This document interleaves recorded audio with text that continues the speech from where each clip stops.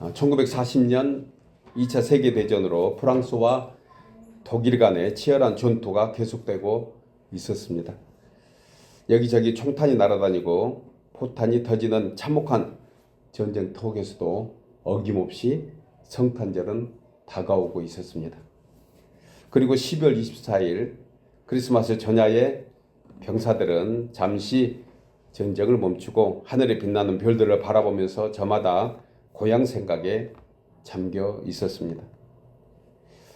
어린 시절 성탄절에 그 낭만과 추억을 되새기면서 온 가족들이 함께 식사를 나누고 또 쿠키를 굽고 또 함께 하나님을 찬양했던 그러한 성탄절 그날을 회상하고 있었습니다. 그러던 중 갑자기 프랑스군의 참호에서 한 병사가 벌떡 일어난 것입니다. 그리고 손에 쥐고 있던 총과 칼을 내어 던지고 아름다운 태녀의 목소리로 하나님을 향하여 감격의 찬송을 부르기 시작합니다. 오 거룩한 밤, 별들 반짝일 때, 거룩한 주 탄생한 밤일세. 오랫동안 죄악의 얽매였던 죄인들을 놓으시려고 주님 이 땅에 오셨네. 이 찬양을 듣고 있던 맞은편에 독일군 병사가 또 벌떡 일어납니다. 그리고 그 병사는 우렁찬 베이스톤 목소리로 이렇게 찬송 불렀다고 합니다. 기쁘다 구주 오셨네. 이 사건 때문에 전쟁은 잠시 후전이 되고 다음 날 맞이하는 성탄절 앞친 이 세상의 평강의 왕으로 오신 아기 예수님 때문에 전쟁 중에도 하나님께 찬송하며 평화를 누렸던 그러한 사건이 오늘까지 전해지고 있습니다. 이처럼 예수님은 우리에게 참된 평화를 주시기 위해 이 세상에 오셨습니다. 그리고 이 땅의 진정한 평화는 오직 예수 그리스도 안에 있다는 사실을 다시 한번 우리에게 인지시켜 주셨던 것입니다. 여러분, 오늘날 지구촌 사는 많은 사람들은 평화를 갈망하며 추구합니다. 비록 전쟁과 난리의 소문, 크고 작은 고통과 절망과 탄식이 있지만 하지만 예수님께서 태어나시던 날 천군 천사가 이렇게 찬양했습니다. 하늘에는 영광, 땅에는 기뻐하심을 입은 사람 중에 평화로다. 아멘이죠. 어제도 우리는 전쟁 소식을 들었습니다. 끊임없이 인류는 싸움과 갈등과 두려움입니다. 그러나 예수 안에 있는 저희들은 하나님의 영광과 우리 마음속에 평강을 주시는 주님이 계신 줄 믿습니다. 아멘. 힘들고 어렵지만 또한 미래를 알 수 없는 현실 앞에서도 오늘 또 성탄의 아침은 우리에게 이와 같은 영광과 평강을 주고 계십니다. 오늘 성탄주의를 맞아 영광의 왕으로 오신 예수님께 경배하며 찬송과 감사로 영광을 돌리는 한 분 한 분에게 하늘의 영광과 땅의 평강의 복으로 충만하시기를 축복합니다. 아멘. 여러분, 성경은 인간에게 하나님이 누구신지를 가장 쉽게 알려주는 그러한 책입니다. 그래서 성경은 하나님에 관한 이미지를 시대와 지역과 대상에 따라서 다양하게 표현하고 있습니다. 이 모든 역사에는 하나님께서 하신 일에 대한 합당한 이름이 붙어 있다는 것입니다. 예를 들어서 믿음의 조상 아브라함이 독자 이삭을 모리아산에서 번제물로 드렸을 때 그 순종의 믿음을 보시고 이삭 대신 순양을 제물로 준비해 두셨습니다. 그리고 오늘날 그 산을 일컬어서 여호와 이레, 이 산에서 하나님이 준비해 두시다. 그래서 여호와 이레라는 이름이 붙어 있습니다. 모세는 아말렉과 군대 싸워서 승리한 기념을 제단을 쌓으면서 여호와께서 대대로 우리와 함께 하심으로 우리가 싸워서 승리했다. 그래서 여호와 니시, 니시는 깃발을 의미합니다. 승리의 깃발을 뜻합니다.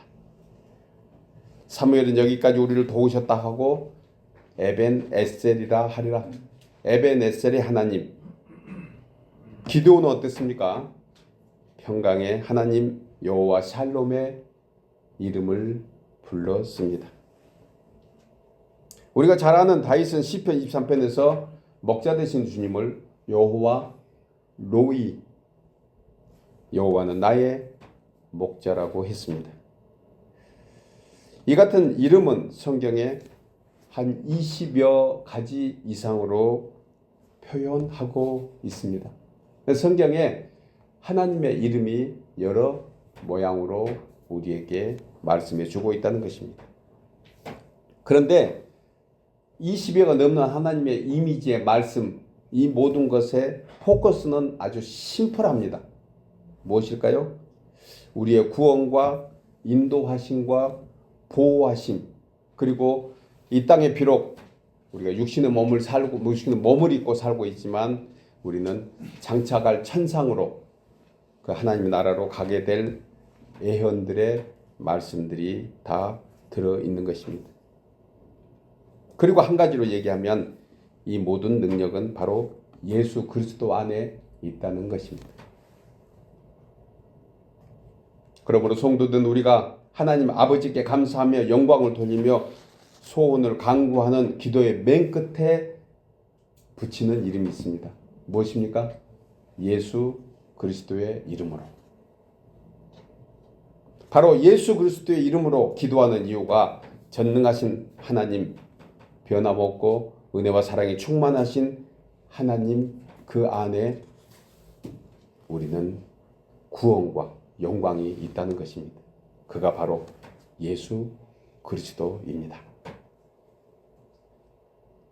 여러분, 이처럼 예수 그리스도는 그 이름으로 말미암아 우리에게 능력이 됩니다.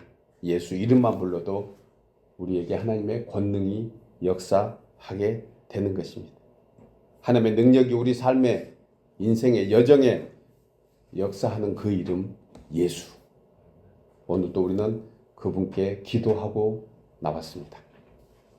따라서 성도들 우리는 무슨 일을 만나든지 어떤 일 가운데서도 예수 그리스도의 그분의 이름으로 승리하시기를 주의 이름으로 축복합니다.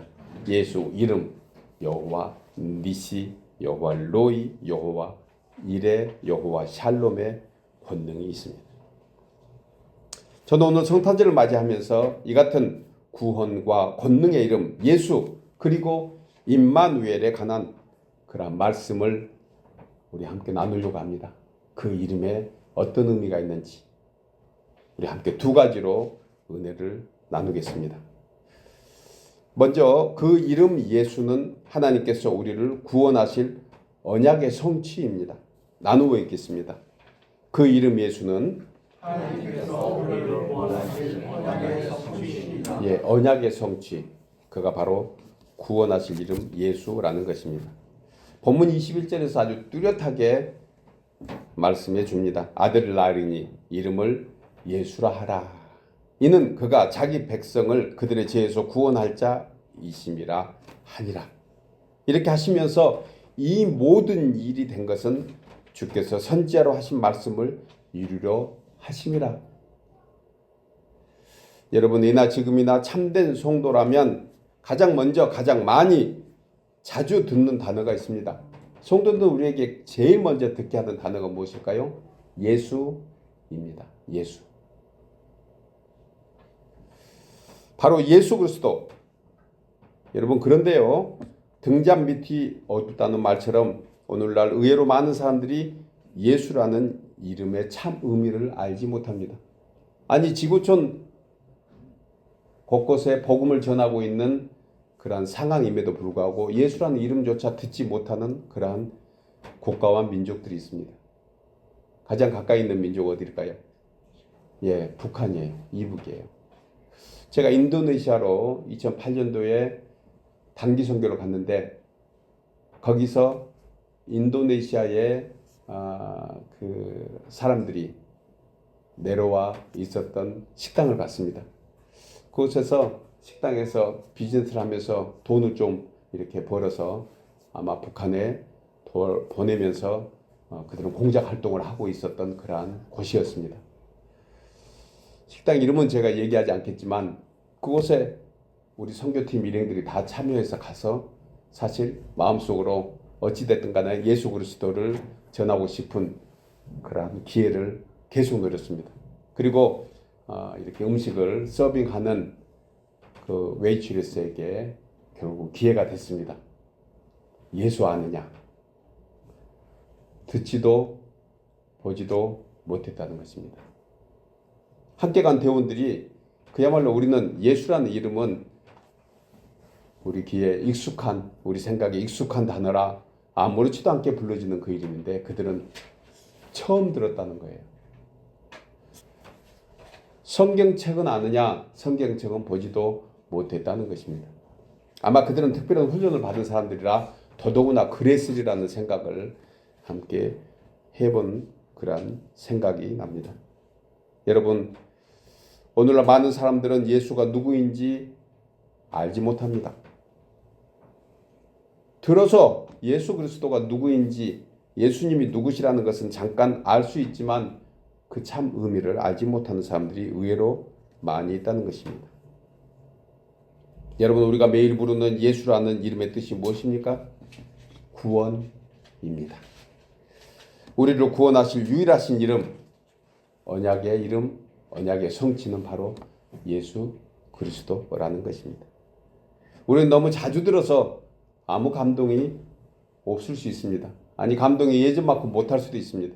신앙생활 오래 하면 할수록 예수라는 이름이 그냥 아주 익숙한 이름에 불과할 수도 있습니다. 그러나 예수 그리스도 그 이름 안에는 우리가 알지 못한 하나님의 구원의 역사가 지금도 진행형인 줄 믿습니다. 죄인된 인간들에게 하나님께서 가장 먼저 하셔야 됐던 것은 죄를 구원하시는 것입니다. 죄 가운데서 구원하셔야 했습니다. 죄를 없애서야 했습니다.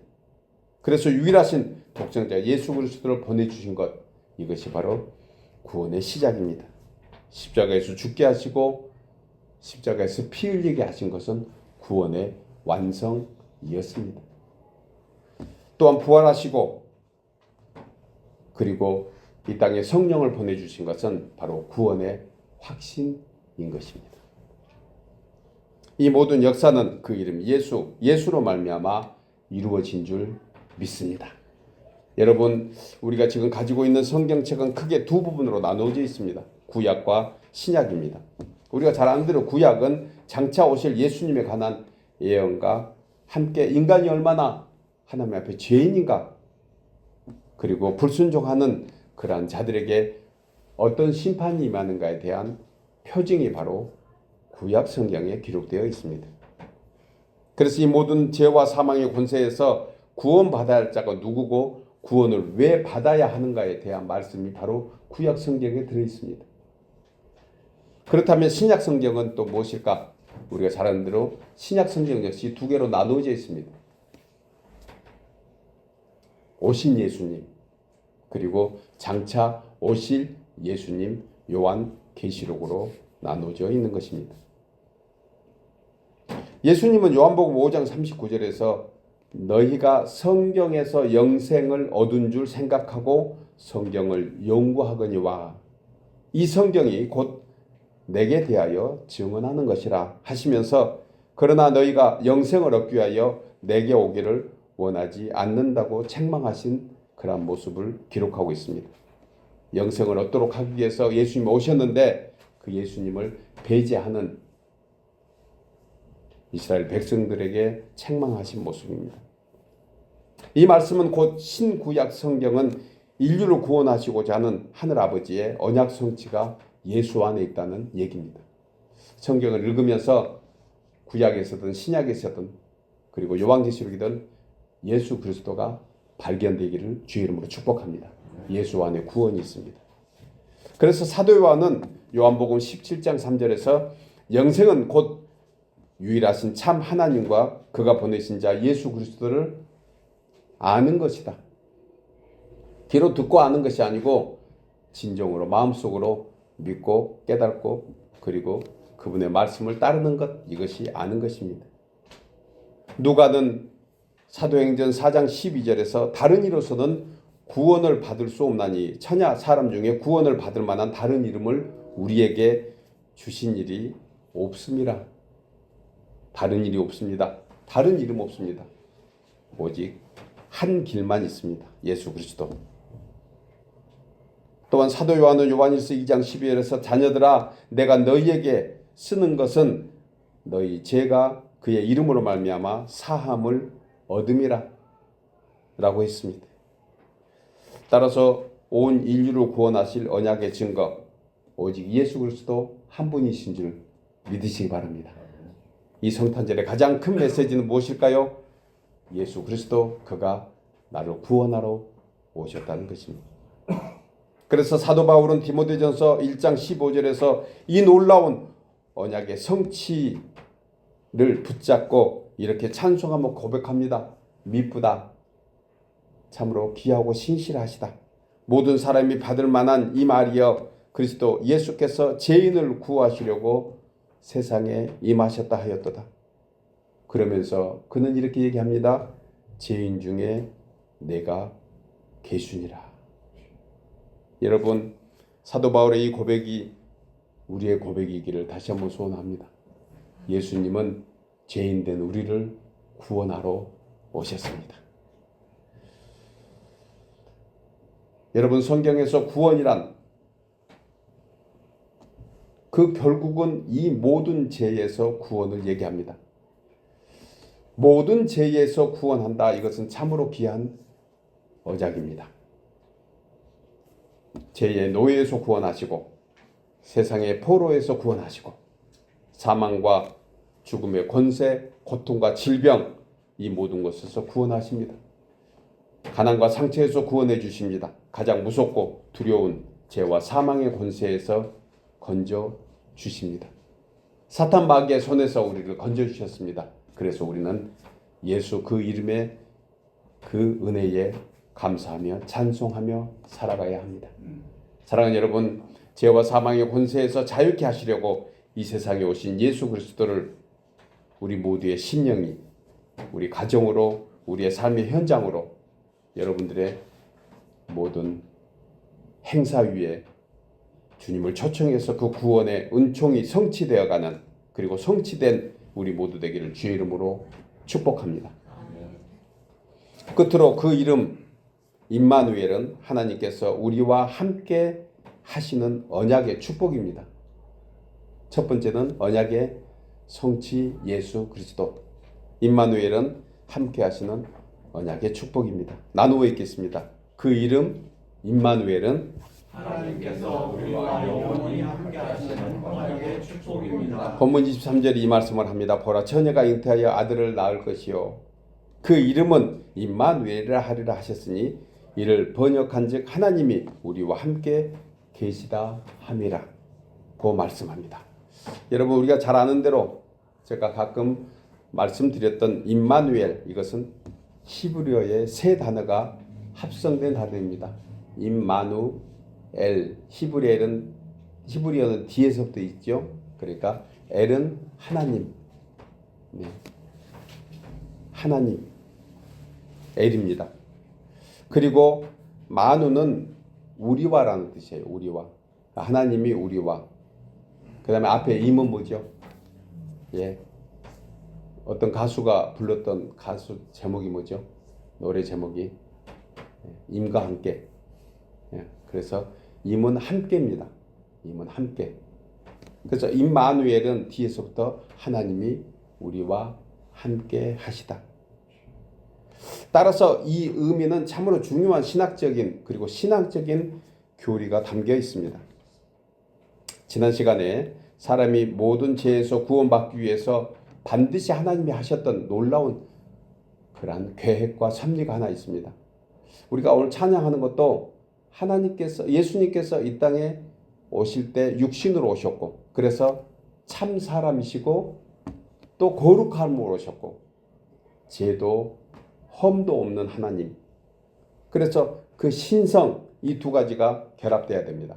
신성과 인성이 온전해야 되는 거예요. 온전해야 돼.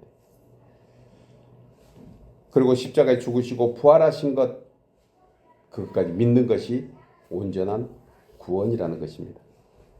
그래서 임마누엘은 예수 그리스도의 성육신 사건을 확인시켜주는 그런 증거입니다. 임마누엘은 부활하신 예수님께서 우리 안에 내주하시고 언약의 축복으로 성령으로 역사하는 것이 바로 임마누엘이에요. 임마누엘. 그러므로 여러분 예수 하면 임마누엘이 생각나야 되고 임마누엘 하면 예수가 생각나야 합니다. 예수, 임마누엘, 임마누엘, 예수. 이게 구원이라는 완전한 단어예요. 오늘 본문의 말씀대로 임마누엘 되시는 예수 그리스도는 이사야 선지자의 예언이었습니다. 이사야서 7장 14절에서 이렇게 예언합니다. 주께서 친히 징조를 너희에게 주실 것이라. 보라 처녀가 잉태하여 아들을 낳을 것이요 그의 이름을 누구라 하라? 임마누엘이라 하라. 이 선지자의 외침은 이 선지자의 예언은 예수님이 오시기 700여 년 전에 선고됐습니다. 예언된 거예요. 그런데 이 예언이 700년 후에 성취된 것을 보게 됩니다. 그렇다면 여러분 지금 우리와 함께 하시는 이가 누구입니까? 바로 성령 하나님이십니다. 이게 임마누엘이에요. 성령이 우리와 함께 하시다. 오늘 요셉이 성령의 음성을 듣게 됩니다. 정혼한 아내 그러니까 약혼녀가 이제 결혼을 앞두고 뜻밖의 소식을 듣게 됩니다. 그때 요셉은 오늘 본문에서 의로운 사람이라고 얘기합니다. 여러분 예수를 아는 것과 임마누엘이라는 은총을 입은 자는 조금 다릅니다. 예수를 아는 사람 그것은 요셉이었습니다. 그래서 요셉을 의롭다 했습니다. 그런데 요셉이 의롭다 한 것의 포커스는 학자들이 여러 가지로 해석하고 있지만 분명한 것은 의롭다는 것은 율법에 묻혀 있다는 뜻이에요. 요셉은 성령을 받지 못했을 때, 성령의 감동을 받지 못했을 때 율법의 말씀은 잘 알고 하나님의 자녀로 분명히 믿고 있었지만 그는 율법 안에 있었습니다. 그래서 마리아 데려오기를 싫어했습니다. 오늘 끊고자 하여 이 말씀은 정말 중요한 메시지입니다. 요셉은 아내가 임신했다는 사실을 알고 좋아했을까요? 아닙니다. 깜짝 놀랐습니다. 그리고 그는 마음에 결정했습니다. 모세 율법에 하나님께서 그렇게 얘기하셨다. 결혼하기 전에 애를 가진 처녀는 돌로 때려 죽여야 한다는 의식도 잠깐 했을 것입니다. 구체적으로 성경은 그런 얘기를 하지 않지만 이 의롭다 속에 그 말씀이 들어있습니다. 그리고 요셉의 결정은 마리아를 끊어내야 되겠다는 그러한 의미로 그는 생각하고 잠이 들었습니다.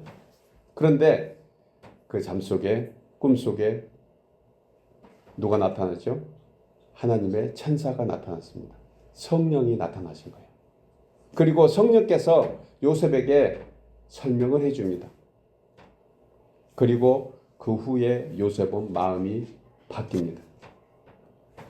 이 말씀은 우리가 예수라는 이름, 예수 그리스도를 알고 믿고 있음에도 성령의 인도함, 성령의 그 세미함, 성령의 섭리에 우리가 순종하지 않으면 사실 거기에는 임마누엘이라는 하나님의 축복은 빠져 있지 않을까 하는 것입니다. 오늘날 많은 성도들이, 많은 신자들이 예수를 믿습니다. 예수 그리스도가 구원인 것을 확신합니다. 그런데 임마누엘의 그 축복에는 접근하지 못하고 있다는 사실 또한 생각해 봐야 합니다.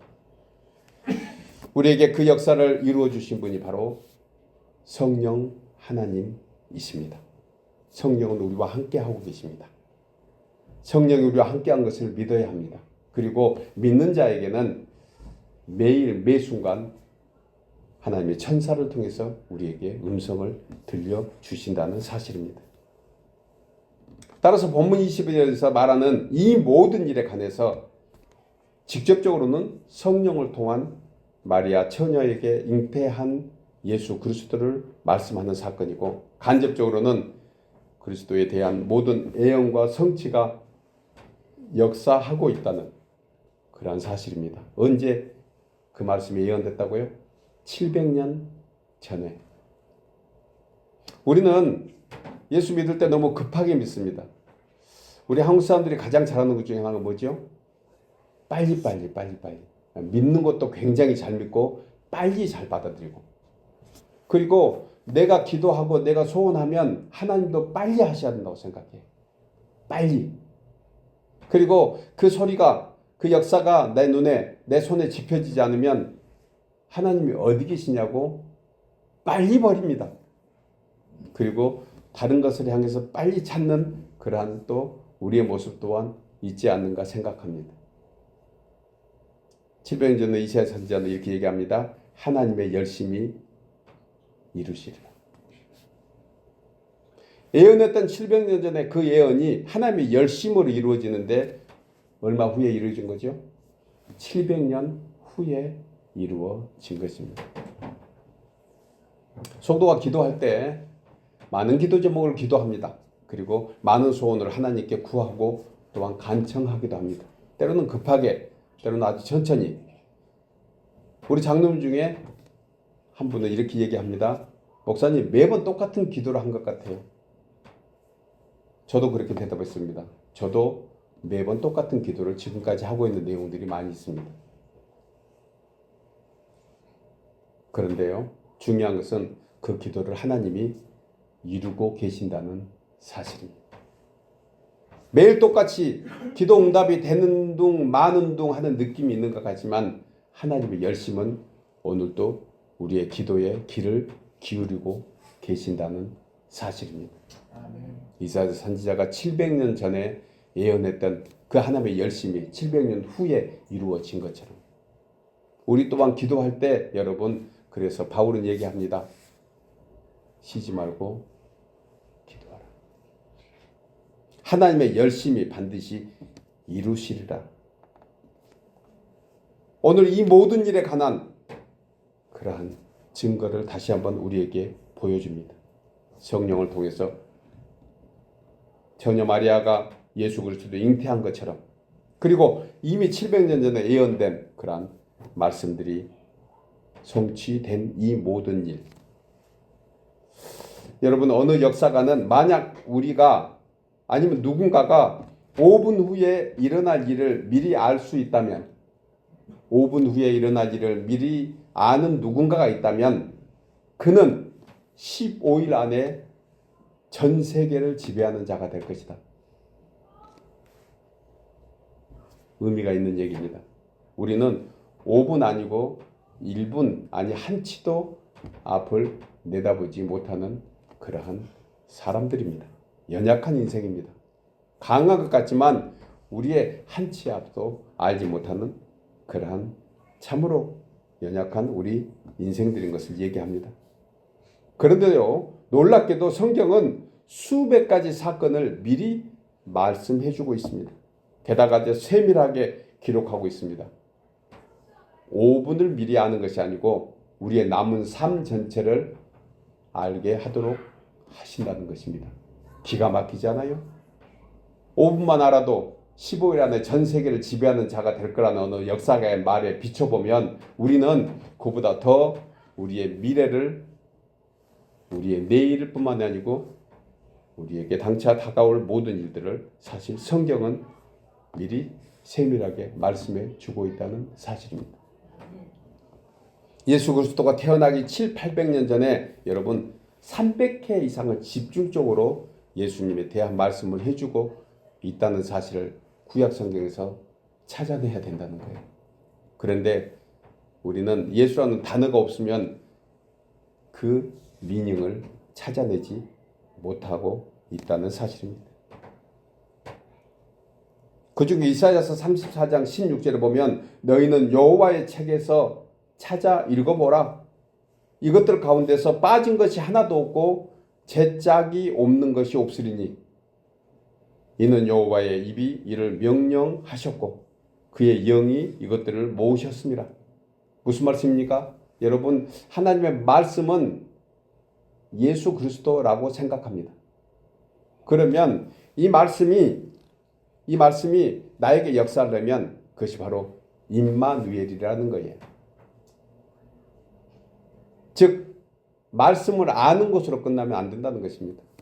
성령의 세미한 음성을 듣고 이 아는 말씀이 나에게 역사되도록 우리는 아주 세미한 하나님의 음성을 들을 줄 알아야 한다는 것입니다. 때로는 성경이 구약에서 신약을 해석하고 신약에서 구약을 해석하기도 합니다. 오늘 본문이 그 말씀을 하고 있는 것입니다. 결국 말씀이 육신이 되어 이 땅에 오신 예수님, 이것이 우리에게 오늘 본문은 얘기해 주고 있습니다. 그러므로 임마누엘이라는 이름은 예수님을 가르치는 고유 명사라기보다 예수 그리스도의 역할과 사역과 권능, 오늘날 우리 안에 내주하시고 역사하시는 변함없는 성령의 그 시작이 바로 예수 그리스도, 그리고 그 시작의 완성은 임마누엘이라는 것을 우리는 잊지 말아야 합니다. 그래서 선지자의 언약대로 실제로 예수님은 육신을 입고 말씀으로 우리 가운데 오셨고 부활 승천하실 때 다시 오시겠다고 약속하신 것입니다. 그리고 다른 보혜사를 보내주셨는데 그가 바로 성령이시라고 말씀합니다. 산자와 죽은 자를 심판하기 위해서, 그리고 믿는 자를 구원하시기 위해서 오실 주님, 그 주님이 우리와 함께 하고 계십니다. 여러분, 해마다 성찬절이 되면 마음에 감동되는 그러한 연극, 선극이 생각납니다. 주일학교 때부터 교회를 다니고 또 거기에 참여했던 그러한 분들은 그때 생각이 더 납니다. 제가 중고등부 전도사로 사역할 때 가장 생각났던 것이 미국에서조차 제가 섬겼던 교회에서 우리 아이들을 데리고 새벽송을 다녔던 기억이 납니다. 걸어다닐 수가 없어서 한국에 있을 때는 걸어다녔습니다. 어린 시절. 그리고 기억납니다. 새벽송 노래로 모두가 그 집을 찾아가면 그 가정에서 기다렸다가 그 아이들까지 보내주고, 그래서 한 명이 두 명 되고 두 명이 세 명 됐던 그러한 새벽송. 미국에서도 그 일을 시작했더니 어느 권사님이 밤새 잠을 안 자고 우리를 기다렸다고 했던 그러한 추억이 떠오릅니다. 여러분, 이런 특별한 순수한 주일학교 아이들의 그때 그날을 생각하면 또한 영국도 생각납니다. 실제로 있었던 이야기 중에 캐나다 몬트리올에 있는 크리스찬 스쿨에서 있었던 은혜로운 성극의 실화한 대목을 제가 말씀을 준비하다가 보았습니다. 이 학교에서는 성탄절에 발표할 성극을 준비하면서요, 여기에 참여할 연극 배역들을 미리 모집합니다. 그런데 그 가운데 랄프라는 4학년 학생이 연극에 참여하고 싶어 했습니다. 그런데 랄프는 안타깝게도 정서적 장애가 있었고 말도 제대로 못하고 또 행동도 더디고 반응이 더뎌서 연극하기에는 조금 합당하지 않다라는 그러한 상황이었음에도 그는 연극에 참여하고자 하는 마음을 선생님에게 비춥니다. 그리고 선생님은 잠시 고민하다가 그 아이에게 용기를 좀 줘야 되겠다, 이번 기회를 통해서 라고 생각해서 배역을 주기로 했습니다. 그리고 선생님은 생각했습니다. 아무래도 대사가 많은 그런 배역은 좀 힘들 거야. 그러니 랄프가 쉽게 할 수 있는 그런 배역을, 대사를 줘야 되겠다. 그가 하나가 무엇이냐면 여관 주인 역할이었습니다. 여관 주인. 자, 연극을 함께 보도록 합니다. 연극에 함께 들어가 볼까요? 연극 중에 아기를 가진 마리아를 데리고 요셉이 여관의 문을 두드릴 때 여관 주인은 한마디만 하면 됩니다. 뭐였죠? 방 없어요. 방 없어요. 이 말 한마디면 됐습니다. 그래서 랄프는 아주 쉽게 그 대사를 열심히 준비했습니다. 첫 번째 질문에도 간단합니다. 방 없어요. 두 번째 질문에도 뭐다? 여러분들은 선거에 참여한 배역자들입니다. 세 번째도 방 없어요. 이렇게 세 번만 방 없어요 하면 되는 배역이었습니다. 선생님은 이런 정도면 랄프가 충분히 감당할 수 있을 거라고 생각하고 이제 많은 연습한 후에 연극을 시작했습니다. 연극을 하다가 요셉이 여관 주인 앞에서 세 번째 묻습니다. 제발요. 방 좀 주세요. 방 없어요. 아니 누추한 방도 괜찮아요. 방 없어요. 그리고 세 번째 이렇게 요셉이 아니 배역자가 랄프에게 얘기합니다. 제발요. 이 사람이 곧 아이를 낳을 것 같아요. 어떻게 좀 봐주세요. 그리고 연극을 지도하던 선생님은 물론 모든 관객들은 숨을 죽이고 랄프가 어떻게 역할을 잘 감당하는지 지켜보고 있었습니다. 그런데 세 번째로 요셉이 방을 달려고 간청하자 랄프가 갑자기 눈물을 글썽이며 웁니다. 그리고 큰 소리로 말합니다. 그럼요, 제 방으로 오세요. 제 방으로 들어오세요. 사실 원래 준비된 대사는 뭐였죠? 방 없어요.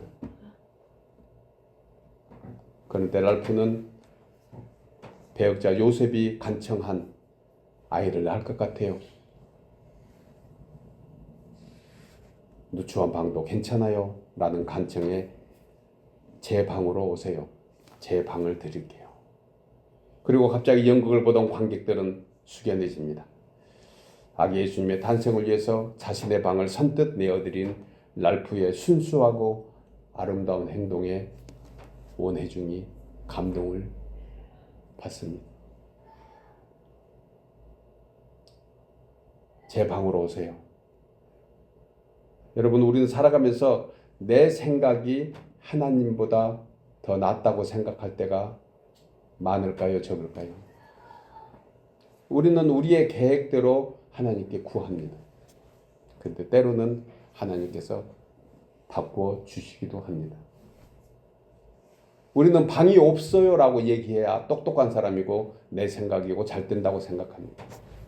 그런데 하나님은 방이 있어요 라고 바꿔 얘기하도록 하십니다. 우리와 영원히 함께 하신 임마누엘의 주님, 지금 내 마음에 오세요. 그리고 그분이 계셔야 될 자리를 우리는 내어드려야 합니다. 이것이 바로 성탄절의 의미입니다. 우리 자리 내어드립시다. 우리의 생각 내어드립시다. 우리의 계획조차도 내어드립시다. 주님, 내 마음에 오세요. 예수님, 우리 가정에, 우리 교회에, 우리의 일터에 지금 오세요. 이게 임마누엘입니다. 그러므로 여러분, 우리는 어떠한 형편에 처하든지 우리와 함께, 영원히 함께 역사하시는 예수님을 인식해야 합니다. 아는 곳에 머물러서는 안 됩니다. 예수님을 현실로 받아들여야 합니다. 내 생각을 내려놓고 내 계획을 내려놓고 우리의 방을 내어드려야 합니다. 요한복음 14장 16절에 예수님께서 내가 아버지께 구하겠으니 그가 또 다른 보혜사를 너희에게 주사 영원토록 너희와 함께 있게 하리니 그는 진리의 영이라 변함없는 영이라는 뜻이에요. 세상은 능히 그를 받지 못하나 이는 그를 보지도 못하고 알지도 못함이라. 그러나 너희는 그를 아나니 그는 너희와 함께 거하며 또 너희 속에 계심이라. 여러분, 이 같은 성령의 역사의 연합은 그 누구도 그 어떤 힘도 분리하지 못합니다. 완전한 결합입니다. 우리가 아는 구약성경 민수기 21장이 얘기를 합니다. 놋뱀 사건이 그와 같은 것입니다. 원망과 불평으로 가득 찬 인생들, 하나님의 징계를 받아 뱀에 물려 죽어야 마땅함에도 불구하고 장대 위에 달린 놋뱀을 본 자는 즉시 살리라. 이 십자가에 달린 예수 그리스도 그를 쳐다보며 살게 하십니다. 그리고 그 믿는 자에게 성령께서는 오늘도 세미한 음성으로 들려주십니다. 내가 들어갈 방이 있니? 주님, 제 방 내어 드릴게요. 사랑하는 여러분, 임마누엘의 은총은 우리가 하나님의 자녀된 증거이며 축복인 줄 믿고 하나님과 연합된 변화없는 그의 사랑을 다시 한번 간직하고 이 성탄절 주일 다시 한번 성령의 세미한 음성을 들으며 그분의 뜻에 순종하고 나가는 우리 모두 되기를 주의 이름으로 축복합니다.